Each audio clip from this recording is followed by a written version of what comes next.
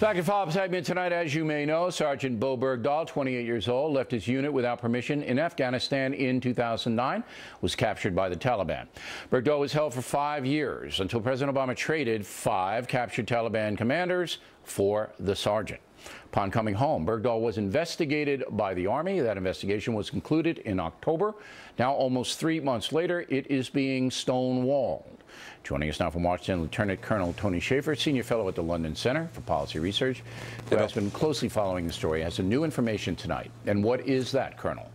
Bill, the Army has come to its conclusion, and Bowe Bergdahl, Sergeant Bergdahl, will be charged with desertion.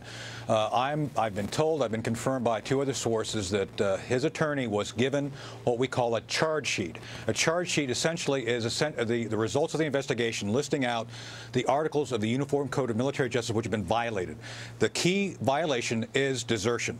And this has been done, the decision has been made, and let me be very clear, as a corporate entity, the Army has decided that they want to pursue Bergdahl for this violation. Let me just ask you a series of simple questions. Sure. Bergdahl's attorney a military guy? No, he's not. He's a civilian. He's a civilian guy. By charging Bergdahl with desertion, that means there has to be a trial, right?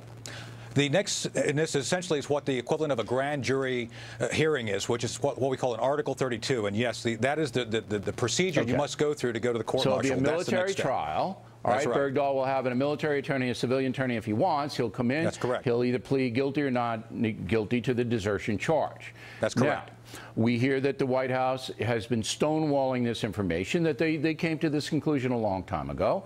Remember, there was a prior investigation before this latest one with the Army.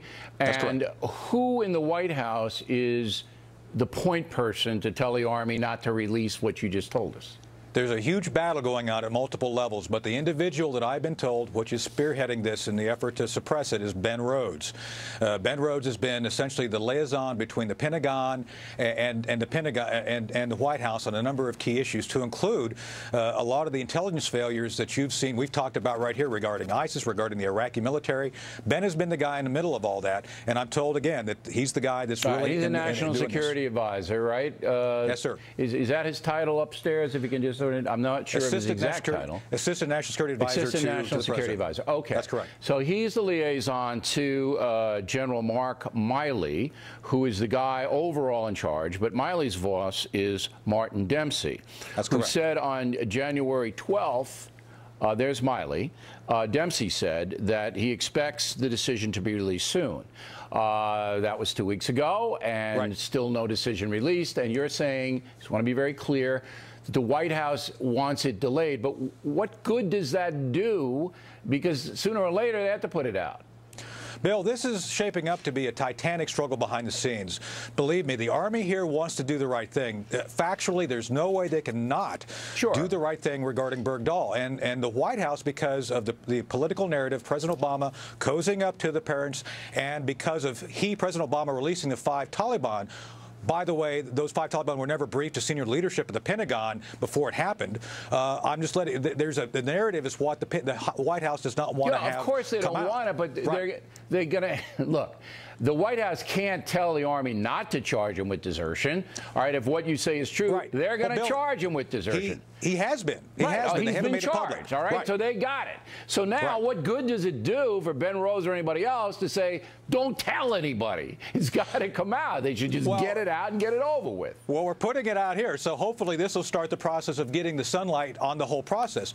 Bill, I'm told that this is, again, a huge battle behind the scenes. The White House wants this to go away.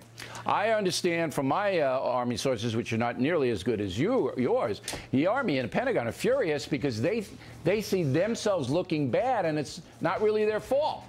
No. Everybody in the Army has done what they needed to do according to their duty. That's correct. Yes, sir. All right, Colonel. We appreciate it very much. Thank you.